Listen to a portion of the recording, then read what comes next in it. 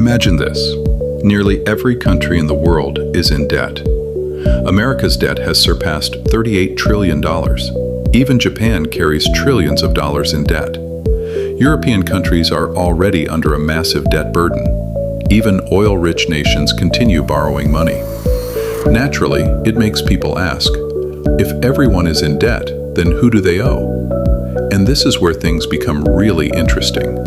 Because in reality, the world is largely indebted to itself. It sounds strange, but this is exactly how the modern financial system works. Governments issue bonds, banks buy them, pension funds invest in them, and central banks print money and inject it into the market.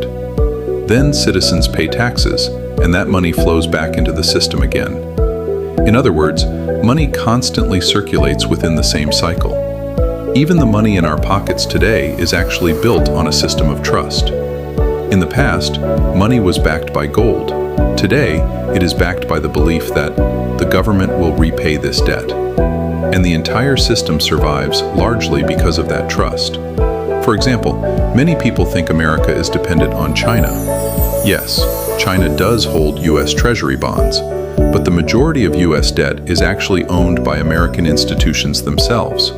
So, in many ways, America is largely indebted to itself. And the issue is not limited to governments alone. This system extends all the way into people's daily lives.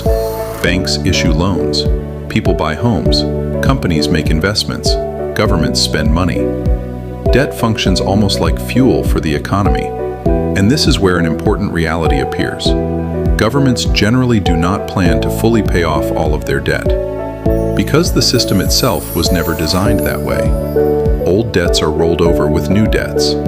So the goal is not really eliminating debt, but keeping the system running with confidence and stability. Modern economies are a bit like riding a bicycle. If you stop pedaling, you fall. But of course, there is also a darker side to all of this, because the system does not work equally for everyone. The biggest benefits from debt usually go to large banks, funds, and asset owners. Interest income tends to flow upward. That is why both debt and income inequality continue to grow together around the world. Still, one thing should not be forgotten. Debt is not inherently a bad thing. Roads, factories, technological investments, healthcare systems, and even the growth of many countries were financed through borrowing. And that brings us to the core issue. The entire system is built on trust.